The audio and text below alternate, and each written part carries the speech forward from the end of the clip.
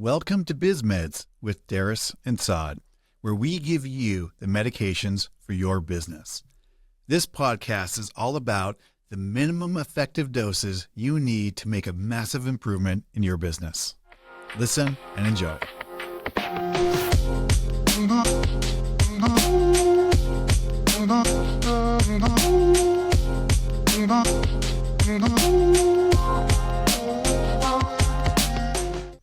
Hey guys, welcome back to another episode of Biz Meds. We are your hosts. My name is Saad. And I'm Darris. So today's episode With cool new lights. Yeah, can you guys see them? Really cool. I really like how it's kind of adding a little bit of a backdrop. Adding ambiance, yeah. Looks like there's a little bit of aura coming around. You know, you're just missing the Darth Vader mask a little bit. All right. Back to making this. Sorry, I derailed that right at the beginning. Back to making this valuable. Your time is valuable. Our time is valuable. Let's get to this. So the purpose of today's episode is we want to talk about the common myths that most business owners face when they're starting a business, when they're working in a business, their day-to-day. Yeah, all encompassing around business and or where they're trying to feel like they're moving ahead. And, you know, these are going to be the top. We'll see if we can get through 10 in the time allotted, but let's see what we can do. Okay, perfect. So do you want to start off with the first one? I mean, it's one of the reason why, sorry. The reason why I say I want you to start off with the first one is because this is coming word for word from one of our podcasts that we've talked about. And like you've shared this before, so I want you to break it off. I appreciate that. It's really, you know, we talk about it incessantly. People, you might get tired of hearing it, but like one of the top myths is that busy equals productive. And that is a huge myth, but also a huge trap to get caught in, is that feeling like being always busy is somehow you're being productive. Mm-hmm. Yeah. Would you? Go ahead. Jump in. Just jump in that one. Okay. So yeah, absolutely agree. Yeah, busy equals productive is one of the myths that most business owners feel, that they got to have their calendar constantly stacked, constantly doing a lot of things back to back to justify making themselves feel like they're accomplishing things, as if they're actually moving things along, but they're just stacking their day and they're not getting anything done, and their brain is all over the place. Mm-hmm. They feel like they're leaving one thing and moving into another because, you know, they stacked their day to get more things done. Yeah. It's usually a function of a couple things. One is sometimes it's you don't know what you don't know, so you just try to do the best you can with what you have, and inadvertently, you know, without even trying to, like we said before, we just become additive. We just add things on, and then, oh, well, I got to run to do this, got to run to do that. And, you know, we are caught up in a culture, in a society of busyness, but busyness does not equal doing great business, right? There's a time to be busy, but the things that you need to be busy on, that's where your attention and focus need to be. And that's why the afterburner effect or framework is so important. Right? What you're putting your attention on, where is it you're going? What are you putting your focus on to make sure that it's the most important thing? So that's the myth, is that busy equals productive. You can be busy, but it has to be on the right things that actually create leverage to move you forward. Absolutely. Okay. That was number one. That was number one, guys. Let's kick it. Let's go to number two. Number two. We talked about this in one of our podcasts. Why to-do lists keep you from actually doing stuff. Mm-hmm. So this falls in line with having so many things that you think you need to do, and, you know, you just do none of them. So multitasking increases efficiency. Yes. I mean, we see that all the time. Yeah. People believe, I am a great multitasker. Yeah.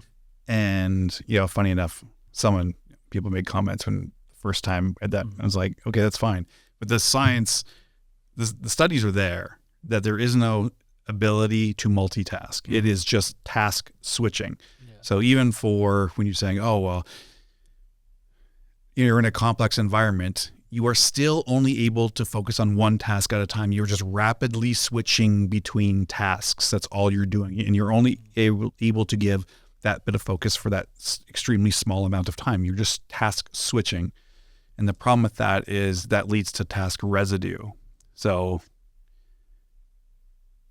that builds up, that adds to cognitive load. And so as opposed to the much more efficient or effective way to handle it is being just unitask focus. So focus on one task, complete that, and then it actually removes all of that additional cognitive load, that residue, and allows you to then move on to the next one. Yeah.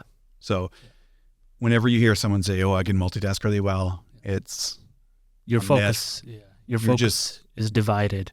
Yeah.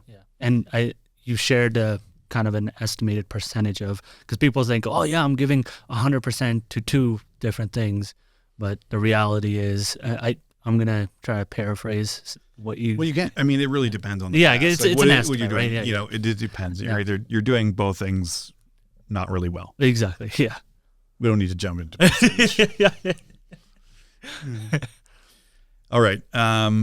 Here's another one where it's the idea that success requires sacrifice of your work-life balance. And so there's a couple things in there. And I feel like that's a loaded one.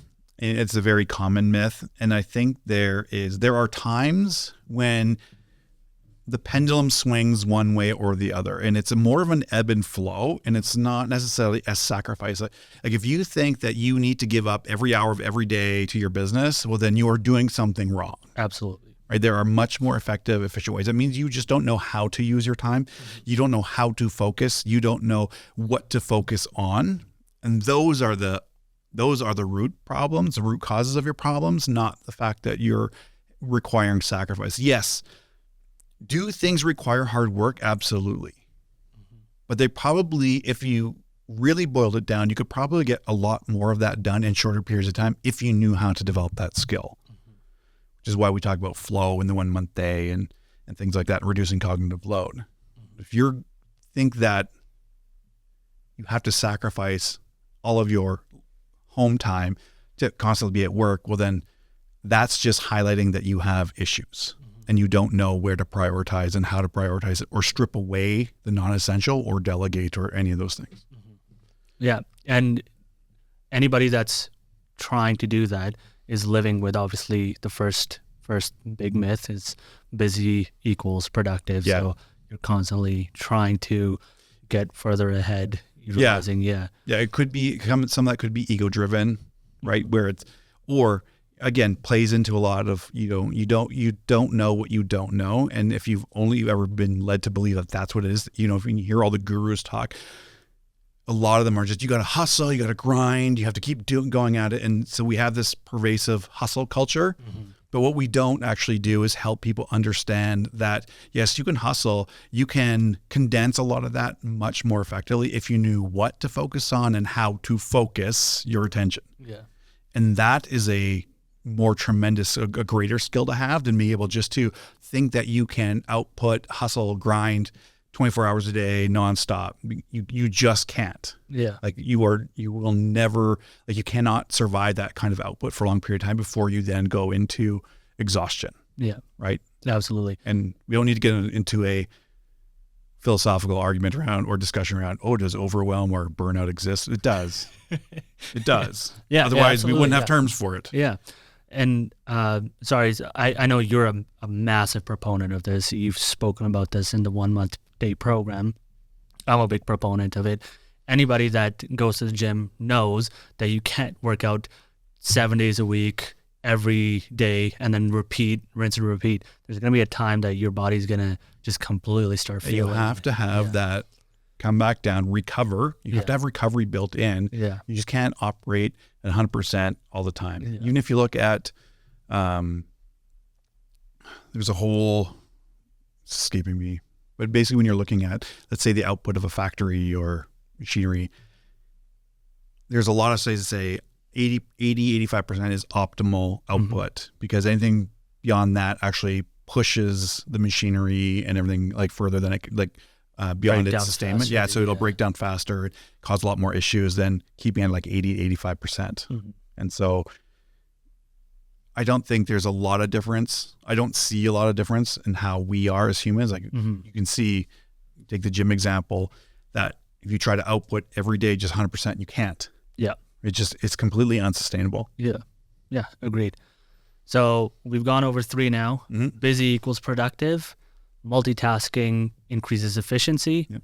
Success requires sacrificing work life and giving up your personal time. Yep. Number 4, willpower is the key to productivity. So that one's a tough one because the reason why I say it's a little tough because sometimes, yeah, you absolutely need to have the willpower to get going, but it's discipline that keeps you moving forward, understanding the purpose of why you're trying to accomplish what you're looking to get across and why you're doing what you're doing. Because just doing something with pure willpower is not... Willpower is fleeting. Yeah. Right? So you can... And we talked, I think, probably episode 25, 25.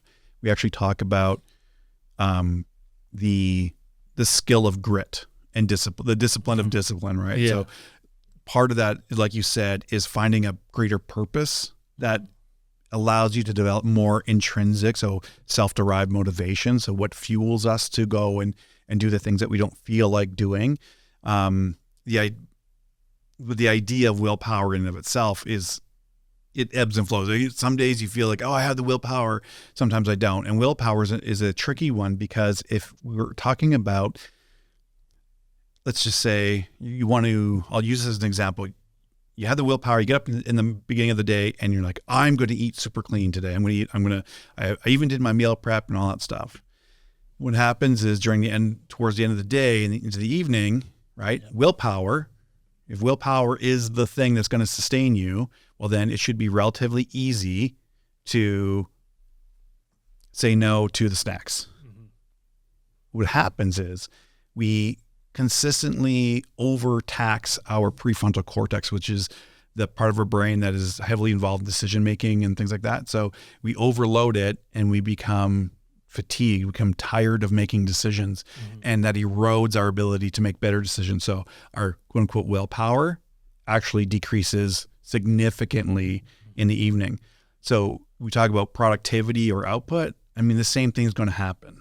Right? The more we're taxing ourselves with all these additional decisions, cognitive load, it erodes that quote unquote willpower, and we're not going to be as productive or effective as we think we are because we haven't learned to strip away things. And so now we're allocating our precious mental resources to things that don't need it. Yeah, absolutely. I agree. Yeah. So okay, number 5 is this, again, some of these will tie in together, but more hours worked equals more output. And that is, if you go back to kind of one of the first episodes we did, we talked about some of the thinking frameworks and that linear, like we have linear thinking. We tend to think that things are linearly or directly related to each other. Mm-hmm. And that usually comes from this idea that for the most part, our society is built around a $1 per hour output, right? A lot of people are paid by the hour, or we track things dollars per hour. Mm-hmm. And so it's very easy to understand why we would develop a lot of references to that. And so there's 2 things here. One is that more hours work actually does not mean more output. Mm-hmm. If you are doing something that is, like if we want to talk about, if I work X amount of hours and I'm an hourly employee, well then more hours work equals more pay. Money, yeah. That's it. Like that's where the linear relationship ends. Yeah. When we talked about output, the whole idea is we want to uncouple those things. We don't want where, an hour's worth of work is equal to 1 hour of effort or productivity, right?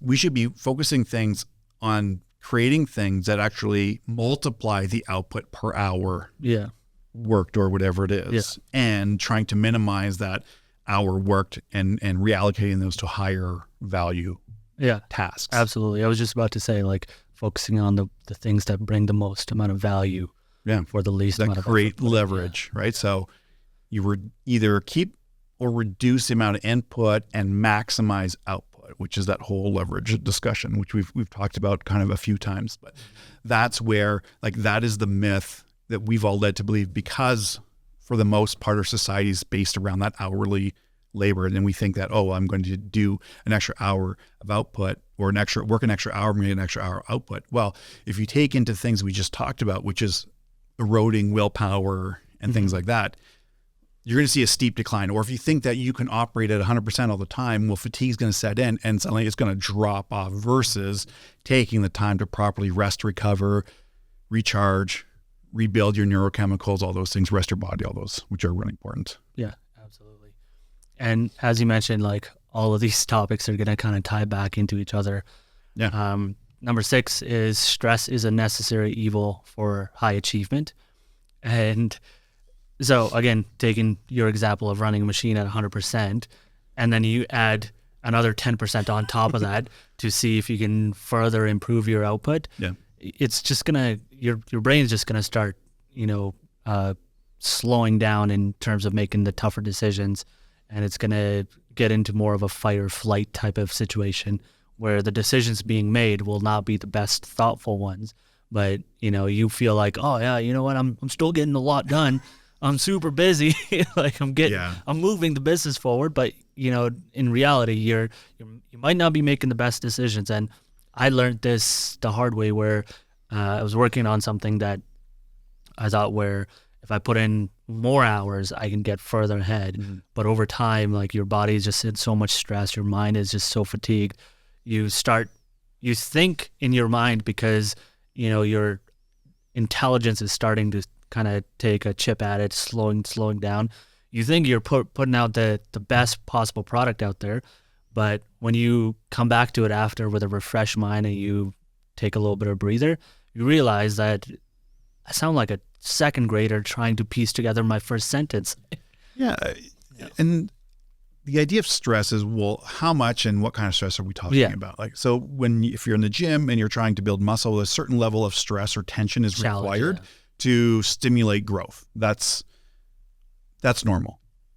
And to say that, probably the biggest growth happens in people when there are some stressors and you learn valuable lessons, right? There's a value in that as well.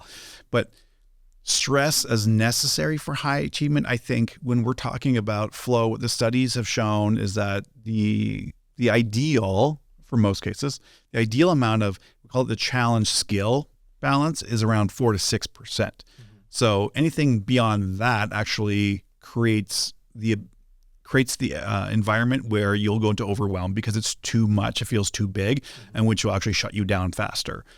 So we talk about the kind of stress that is really important too, because there are scenarios that you go through that, that kind of those stressors or that increased pressure will help to reorganize even the way you behave and cause you to learn things, right? But it's not a constant high pressure required all the time, is because we cannot think in that environment. When we're in the high emotion, high stress environment, our brains divert blood from that, prefrontal cortex, all of the logic side of the brain, into our kind of like core behavior, which is the fight, flight, freeze syndrome. Yeah. And then we're more reactive and we don't make good decisions in that, right? So emotion goes up, intelligence goes down, which is why, you can't always be in a high stress environment, which goes to what you were talking about when you take a breather. Yeah. And you kind of relax, come down a bit, and you're like, oh, okay. Yep. Then you can start coming back. And that's the importance of recovery and all those things, is that, yes, there's a certain level of stress we want to dip into that. We want to lean into that right amount and leverage that to help us, and then take that and then recover from it. Yeah. Not always be in a high stress, because you can't handle that kind of pressure all the time. Right? And logically, again, using the gym example, nobody goes in, puts on their PR, and then adds another 5% to that 20% to that every single day, trying to max out. Yeah. Right. So. Yeah. All right. So then there's that one. And then now we can talk about, which is very similar. And this is more a behavior of a lot of business owners I see and leaders, is they have this the belief that you need to be available 24/7 in order to be successful. And funny enough, the people that we work with that start to peel away from that become more successful. Actually, it's not, you don't have to be available 24/7. So it's actually funny because there was a conversation with clients just the other day talking about my door is always open, right? This idea that I'm available 24/7, and that's not always the case. Like, so there's the idea that there's a proverbial door, or, it is a figurative door. It's not a real door. Yeah. Because sometimes, guess what? I'm going to close my door because I have things I need to focus on and do. And that bit of resistance to be available actually helps people start critically thinking through the challenges they're having. Because then they say, oh, wait a minute. They're not available. How do I solve this problem? Or is this as burning of an issue that you need to talk about? Yeah. And it typically isn't. Yeah. And the whole idea is fire, flood, or blood. Yeah. Like those are the only three things three reasons you need to be available: fire, flood, or blood. And most of us don't have any reasons for any of those that are going to be happening. Exactly. Yeah. And it's, I love that you said that because, sometimes a lot of people that are running businesses, because they don't set proper boundaries and proper expectations of what it is that they can deliver. This is why they start getting into the space where they're missing, their family events, they're missing, precious moments, and they're constantly busy. Yeah. And telling people that, oh, you know what, I'm doing really good. But in reality, they're making their lives harder. They're becoming a bottleneck for the business. And again, goes back to touching on all of the different things we just discussed. Yeah. They're not creating a business. They're just feeding the parasite. Exactly. And it's becoming more and more of a parasite that just sucks all the life and time and energy out of you. Absolutely. Want to talk about the next one? Oh yeah. Sorry. Completely. So this one falls in line with the hustle culture where, you're being told to like, oh man, like you gotta do, I sleep -1 minute a day. Like I don't need any sleep. I go to bed at 5:05 a.m. and I wake up at 5 a.m. Yeah, exactly. It's insane because, a lot of people think that, that's the only way to get further ahead. So number 8 is sleep is for the weak. Yeah. What a terrible, terrible thing to believe. Absolutely. And again, for us being proponents of taking care of your mental health so you can do more and do better, it goes against, obviously, our saying about sleep, or this myth is like sleep is for the weak. No, sleep is actually for the strong because that's when your body recovers the most. It heals itself. It is the biggest health and wellness hack out of it, like most underutilized. Yeah. I was like, oh, I gotta buy all these vitamins, I gotta do all these things, and yet people won't take care of their sleep or their recovery. Right? It's built into the flow cycle. Right? The reason it's so important is because it rebuilds those neurochemicals, allows you to your brain to make deep connections, all those things, as well as allow your body to rest and recover and do all those really important functions that you can't do while you're awake. And we've heard it. It's like, oh, I'll sleep when I'm dead. Like, I get it. There's sometimes maybe periods where you are forced to be in a situation where you're not able to sleep as much. But the idea that sleep is for the weak, or that it is somehow not important, is a huge myth, or that you have to continually operate at such a level that you're only getting sleeping a couple hours. All of the science actually goes to support that having a full night's rest of sleep is actually extremely more valuable for you. And there's even, you can look it up, that lack of sleep is equivalent to being intoxicated with alcohol. Yeah. So like that should be reason enough to. Yeah. And that's a good point, because a lot of cops it'll be one of the questions, like, are you sleep deprived? Are you under the influence? I don't know. I haven't been stopped by a cop. I haven't been either, but I've seen. I thought you were maybe. I've seen videos. as in videos. All right, Is it your dash cam? yeah. Moving on to the next one. All right, so this next one is actually pretty funny. That there is a myth that technology always increases your productivity, and if that was the case, then Instagram and TikTok and everything else should make people ultra productive. Exactly. And yet it's probably one of the biggest time sucks of all of them. Yeah. Right. So social media is technology. We have tremendous amounts of technology, but what happens inevitably is that a lot of the technology is designed to captivate your attention and your focus. Mm-hmm. And so as a result is you're not productive because you're wasting time on your phone or your device with technology. Yeah. Now, that's not to say technology can't make you extremely productive, because it can. Use the right way. It can actually be a huge leverage point for you to gain tremendous amounts of freedom and create a tremendous amount of value. Yeah. Use the wrong way, technology can actually make you extremely unproductive. Yeah. And going back to what we were just talking about with multitasking, focusing on the right type of technology that's going to help you, not just the new shiny object that comes across thinking that this is going to solve my problem. No, you need to actually do your own research and figure out how this, because company A or your competitive business is utilizing it, which is doing something completely different, and you see them having success with that technology, just because some Bob across the street is killing it with that technology, doesn't mean you are also going to be able to, implement that immediately and have the same type of results. Yeah. And it's absolutely, incorrect if, implemented incorrectly. Yeah.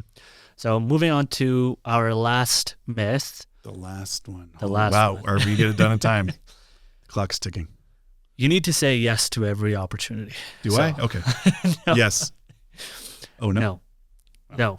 Yes? No? So no. So yes? a lot of businesses feel like at the early stages, they want to just take every opportunity they can get to make the most amount of money. Or that every opportunity that comes across their table is a great opportunity. They need to say yes to everything. Exactly. Yeah.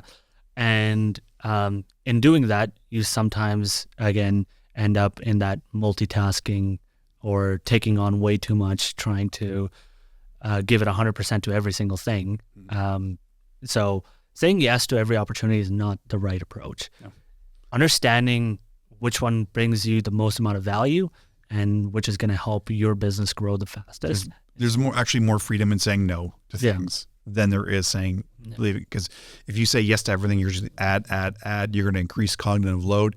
You're going to become more and more overwhelmed, frustrated, burned out, stressed, depressed, guilty, all those things. It just becomes a spiral, and you're going to be you're going to go nowhere really fast. Yeah. Versus the ability to stay ultra focused and say no. Like that breaks that myth apart. Is you actually have to say no, and by saying no to those things, you're actually saying yes to the thing that is ultimately the most important to you. Absolutely. So if we can leave you with anything, it's learn what to say no to, because by saying no, you're actually saying yes to your future self, and you're saying yes to your dreams.